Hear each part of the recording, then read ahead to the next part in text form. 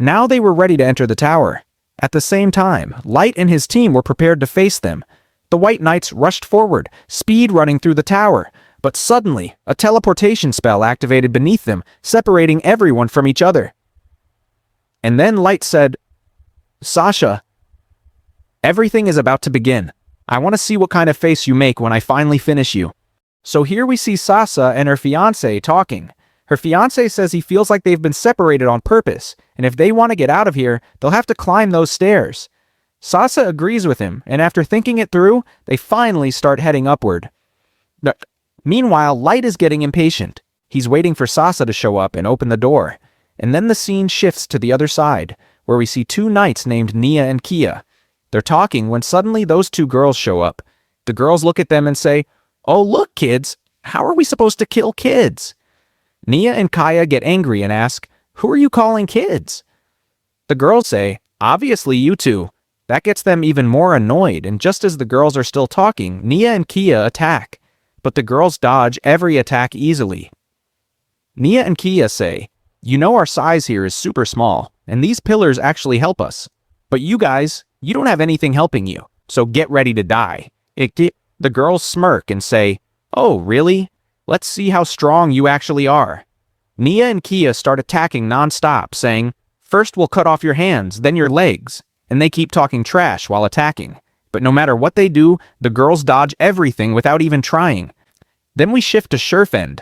The gun girl shows up in front of him, and you already know this guy. Whenever he sees cute girls, he loses it. He says, "Man, she's so cute. Do I really have to fight her? How about you just be my girlfriend? I'll treat you really well." Hearing that, the girl's gun gets mad and says, "How dare you say that? You're not even worthy of her." Sherfend's confused and asks what she means, and the girl explains. The gun goes, "Oh, so you like Master Light? But you know that can't happen." The moment the girl hears that, she gets furious and starts beating up her own gun. The gun screams, "Stop! You're gonna break me!" Sherfend sighs and says, "Dang it, I guess I have no choice. Can't believe I actually have to fight such a cute girl." Then he uses some kind of invisible weapon and fires arrows at her, but she easily dodges and counterattacks. Sherfend says, "Wow, not bad. You dodged and attacked right away. You're amazing.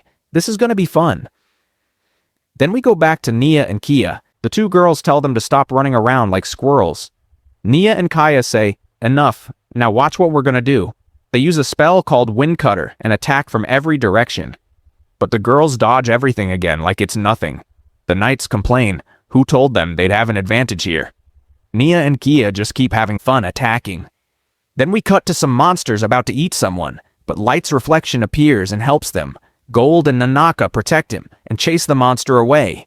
The real Light sits inside and says, "You told them to do this, didn't you?" She says, "No, I didn't. They did all that on their own." Light just sighs. Then the scene shifts back to the fight. Nia and Kia are still attacking non-stop. What happened? Getting tired already? We can fight like this for hours and you won't be able to dodge forever. Now watch our next attack. They start using Wind Cutter even more, so fast that dodging should be impossible. But the girl still dodges everything. Suddenly, in the middle of all this, she attacks Nia and cuts off her hand. The knights celebrate and say, "We did it! Look, we cut off your hand. Now see what we do next." But Nia laughs and says, "You two really are babies." She picks up her chopped off hand and eats it. Both the girls freak out, asking, "What are you doing? How can you eat your own hand?" Nia says they don't know anything and that they're the ones who are about to die. Right in front of them, her limb grows back. The girls are terrified, completely confused. Nia says, "All right, let me introduce myself. I'm an ultra-rare guard, level 777. The girls are shocked. That's impossible. No one can have a level that high. Then the red and blue-haired girl steps up and says, "My name is Isit. I'm also an ultra-rare guard, level 777, so now you two are done for." The two knights can't believe what's happening, and honestly, Nia looks way too happy about this. The knights finally realize they're doomed and try to run. Nia says, "Oh, look, they're running."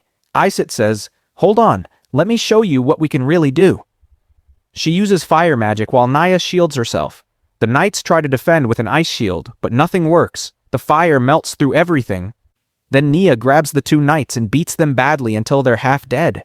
They beg, "Please forgive us, let us go." Nia says, "Have you ever forgiven a human? Do you know how much you've tortured them? Not once did you show mercy, so now it's your turn." And she literally absorbs them, eats them. Then we switch back to the gun girl fighting Sherfend again. Sherfend says, "Whoever you like, I'll kill him, and then we can be together." The gun warns him, "You really messed up saying that." The girl gets extremely angry because he threatened Light. She beats him so badly that he's almost dead within seconds. The gun stops her and says, "Wait, you can't kill him. Light-sama told us to capture them so we can gather information." She says, "Oh, right, I forgot." So they capture him. Then we return to Light, who says, "Looks like everyone's defeated their opponents. Now all that's left is Sasa. Wonder when she's going to show up." And here we see Sasa and her fiancé, and Sasa is thinking, "Just let me face Light once. I'll kill him right there." She doesn't know what he's been planning this whole time. And Light, on the other side, is also impatiently waiting for Sasa and her fiancé to show up. And then the scene shifts again, and we see another knight standing in front of Jack. Jack steps forward and says, "Oh, so I have to fight you now. All right then, let's see how strong you really are." But before that, he says, "Let me introduce myself properly. My name is Jack, and my level is 777. The knight scoffs and says, "Do you really think I'm going to believe that? No one has a level that high. Are you crazy? Are you trying to make a fool out of me?" Jack just says, "Whatever, forget all that. Come attack me. I'm here to kill you anyway." So the knight says, "Fine, if that's what you want, I'll give you exactly that." He doesn't waste a second and charges straight at Jack with a heavy strike, and he keeps attacking non-stop. But Jack dodges every single attack easily. The knight freaks out and says, "This is impossible. How is he dodging everything? Is he insane or what?" Then he says, "Fine, I'll hit him again, this time with everything I've got." And he really puts all his strength into that attack. But Jack uses just one finger to flick him away and sends him flying far back. Seeing this, the knight says, "No way. This is impossible. There's no way this guy is level 777. He says, "How is this possible? I'm a white knight. Even my level isn't this high. Am I dreaming?" And then he says, "No. No matter what, I can't lose to him." Then we see the knight start transforming himself. He says, "Blood, muscles, everything I have. Give me power so I can defeat him." And he demands more and more power. His body upgrades like crazy. Blood starts dripping from his eyes and a black aura forms around him. And on the other side, Jack also transforms. He says, "All right then, come on, let's see what you've got." Jack's eyes turn completely red, and now both of them are fully transformed. The knight charges at Jack again with non-stop attacks, but nothing affects Jack. He dodges everything calmly, and then with one strike, he breaks the knight's weapon and lands a heavy punch right on his face. The knight gets launched far away and hits the ground hard. And now he's barely conscious. Jack walks up to him and says, "Oh no, did I kill him? I wasn't supposed to kill him." But when he picks him up, he sighs in relief, saying, "Oh good, he's still alive. That means I did my job right." Then the scene shifts again, and we see that little girl getting ready to fight the main boss of all these knights.